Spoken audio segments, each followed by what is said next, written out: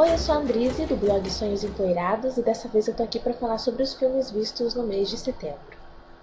E o primeiro filme que eu vi nesse mês de setembro, o primeiro filme inédito para mim no caso, foi o Sangue Negro, filmaço do Paul Thomas Anderson, que eu não sei porque eu demorei tanto tempo para ver. Bom, na verdade eu sei, ele estreou nos cinemas em 2008, e eu planejava ver o filme no cinema e acabei perdendo.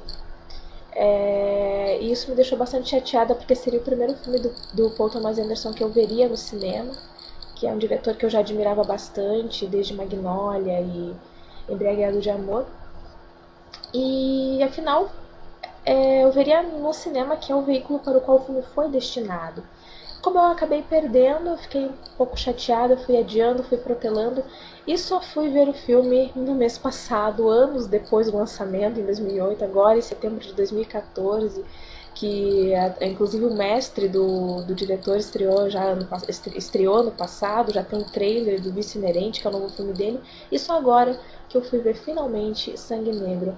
Me arrependo muito de não ter visto antes, porque não apenas se tornou um dos meus filmes o meu filme favorito do diretor, o que eu achava que não ia acontecer, porque eu gosto muito mesmo de Embriagado de Amor e o Mestre. E não só acabou se tornando o meu filme favorito do Paul Thomas Anderson, como também um dos meus filmes favoritos de todos os tempos. Inclusive, eu coloquei ele na minha listinha de 26 filmes que me marcaram. E é um filmaço mesmo. E ele narra a saga de um homem de negócios, um empreendedor, um pioneiro do petróleo, interpretado pelo Daniel Day-Lewis, que é um homem super poderoso, mas que tem uma vida vazia. Ele é muito egoísta, ele é ambicioso, ele não mede esforços, passa por cima de quem quer que seja para atingir seus objetivos. E a outra atuação impecável do Daniel Day-Lewis, que é um dos melhores atores em atividade, em um filme de um dos melhores cineastas em atividade dos últimos tempos. Então essa combinação não poderia resultar em outra coisa que não um filme fantástico. E além do Daniel Day-Lewis, que abraça o personagem e mais uma vez impressiona e entrega uma das suas melhores performances, ele também tem alguns embates históricos ali com o Paul Dano, que é outro que está incrível no papel de um líder religioso. Esses confrontos entre esses dois personagens que garantem algumas das melhores cenas, algumas das cenas mais interessantes do filme. Exatamente por um representar o petróleo, o outro representar a religião, dois poderes, né, dos Estados Unidos. Essa é uma das várias leituras que a gente faz ao longo do filme. E, como eu costumo dizer, é um filme que já nasceu clássico. E a direção de fotografia é incrível, e a trilha sonora, que é sempre um dos itens mais admiráveis dos filmes do Paul Thomas Anderson, é sempre hipnótica. Aquela não apenas é hipnótica, como também é aterradora. Ela passa uma sensação de terror pro espectador que é totalmente condizente ali com o filme e acaba se tornando também um dos elementos fundamentais da narrativa. É realmente um grande filme, tem que ser visto, e muitos comparam, dizem que é um novo Cidadão Kane. Talvez não tenha chegado lá, mas é com certeza um grande filme. Eu falei de Sangue Negro, do Paul Thomas Anderson, e agora eu vou falar de um filme de outro diretor, de outro dos melhores diretores dos últimos tempos, que é o James Gray. Ele tem sua filmografia composta por poucos títulos, mas são excelentes filmes. Eu gosto muito de Donos da Noite, que foi dirigido por ele. E esse novo filme dele é uma pequena obra-prima. Eu me confundo um pouco em relação ao título no Brasil. Eu acho que o título oficial aqui no Brasil é Era Uma Vez em Nova York, mas ele também é chamado de A Imigrante em alguns sites. E o título original realmente é A Imigrante. Eu não entendo por que traduzir como Era Uma Vez em Nova York. Tem tantos outros filmes que possuem títulos parecidos. E, enfim, a Imigrante condiz muito, muito melhor, né, muito mais com a história.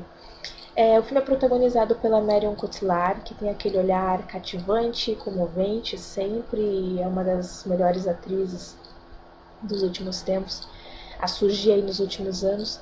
E ela interpreta uma polonesa que chega em Nova York em busca de uma vida melhor ao lado da irmã.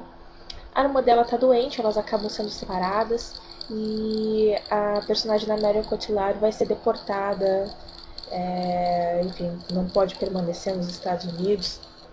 Acaba sendo salva, entre aspas, pelo personagem do Joaquin Phoenix, um nova-iorquino, que é um cafetão. Depois assim que ela vai descobrir a respeito disso, ele acaba explorando ela e ela começa a ganhar vida como prostituta. Também para poder conseguir rever a irmã, conseguir tirar a irmã do hospital. E o filme ele vai desmistificando o sonho americano, vai desconstruindo aquela aura de terra dos sonhos de Nova York, dos Estados Unidos. A personagem da Marion Cotillard acaba se deparando com uma dura realidade e vendo que toda aquela esperança que ela depositou em chegar em um lugar que ela não conhecia e ter uma vida melhor vai indo por água abaixo. Então ele é um retrato um tanto pessimista. E o que funciona muito bem nesse filme é a dinâmica entre os três personagens principais. Eu falei da Marion Cotillard e do Joaquin Phoenix. O Jeremy Renner também tem um papel muito representativo nesse filme. Afinal, ele interpreta um ilusionista que surge como mais um sonho, um possível sonho, uma esperança para a personagem da Marion Cotillard e acaba sendo totalmente o oposto daquilo que ela imaginava. Pela primeira vez, o Jeremy Renner consegue me convencer, e o personagem dele, como eu falei, é emblemático. Ele não é um ator que me convenceu muito em outros papéis, mas eu gostei muito dele nesse filme, e acho que a dinâmica entre esses três atores, entre esses três personagens, ela é impressionante. E não só pelas atuações incríveis de todos os três, mas também pela direção de atores, que o James Gray é um ótimo diretor de atores e consegue extrair interpretações eficientes de todos eles. E é um filme pequeno, assim, de certa forma. Ele é um filme simples, mas ao mesmo tempo magnânimo. Ele é sutil, é singelo, é belo, é lírico, mas também apresenta uma realidade tão triste, tão dura. Como eu falei, ele tem essa carga pessimista, né? Esse confronto com uma realidade que vai contra toda aquela esperança, né, que a personagem principal tem. Mas é um filme belíssimo, é um filme triste, mas belo. E a cena final é um achado, é uma das sacadas mais geniais, uma das cenas mais lindas da história do cinema pra mim. E eu não vou dar spoiler, mas é uma cena maravilhosa, é realmente uma sacada de mestre. O último filme que eu assisti foi A Flor do Deserto, baseado na história real da modelo somaliana e atual embaixadora da ONU, Waris Dirie. E eu não sei se eu pronuncio certo o nome dela. Em Somali significa Flor do Deserto, que é o título tanto do livro quanto do filme. E pouca gente sabe, mas a Waris Dirie tem sido meu modelo de mulher desde que eu li a história dela pela primeira vez quando eu tinha 13 anos. E eu recomendo a todos lerem o livro, porque narra a luta de uma mulher incrível. Ela teve uma vida. Ela nasceu em um país culturalmente machista, foi vítima de uma prática atroz que continua existindo em alguns países da Ásia e da África, por mais que muita gente costume dizer que essa prática foi abolida, continua existindo em alguns lugares sim, que é a mutilação genital feminina. E aos 13 anos foi vendida pelo pai para um homem de 60 em troca de alguns camelos, um casamento arranjado. Fugiu. Um dia antes do casamento dela, ela atravessou o deserto até a capital da Somália, Mogadíscio, e para tentar dar um rumo para a vida dela, longe dali, longe do deserto. Depois acaba indo para Londres, enterra o próprio passaporte para não precisar sair de lá. E toda a luta dela acaba dando resultado. o fato de fugir, de perseguir o sonho de uma vida melhor. Ela acaba se tornando um modelo e também um dos maiores símbolos da luta feminista em todo o mundo. E essa história eu não senti, eu não reconheci essa Wallace Deary que eu lia nas páginas do livro quando eu tinha 13 anos, eu não reconheci no filme. Eu não sou purista, sou uma pessoa que defende muito o conceito de adaptação.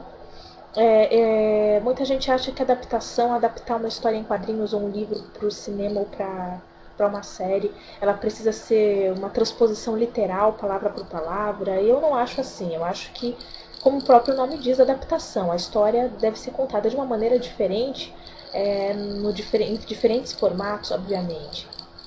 Mas outro dia falo melhor sobre isso. Então não se trata de purismo, mas alguns fatos da vida da Warris real foram inexplicável e drasticamente alterados. E se tornou assim mais uma história, um conto de fadas de uma menina somaliana nômade que acaba se tornando um modelo. A denúncia dessa prática da mutilação genital feminina é posta de lado a maior parte do tempo, é negligenciada. E o filme acaba se concentrando mais no mundo da moda mesmo. Ele vacila bastante na montagem, o ritmo é hora arrastado, hora rápido demais. Eu particularmente gostei da fotografia em determinados momentos, especialmente nas cenas que se passam na Somália e quando ela atravessa o deserto até Mogadíscio. Ela é uma das mulheres que eu mais admiro, então por isso eu fiquei muito frustrada com o filme, muito decepcionada, acho que poderia ser melhor. A verdadeira Warriors é muito mais interessante, é essa que todos deveriam conhecer. Então vão atrás do livro Flor do Deserto. O filme ele é apenas um retrato superficial e que pouco diz sobre a verdadeira Warriors. Então, na dúvida, fique com o livro. E eu vou ficando por aqui. No próximo vídeo, então, eu falo sobre as séries e as leituras do mês de setembro. Até lá!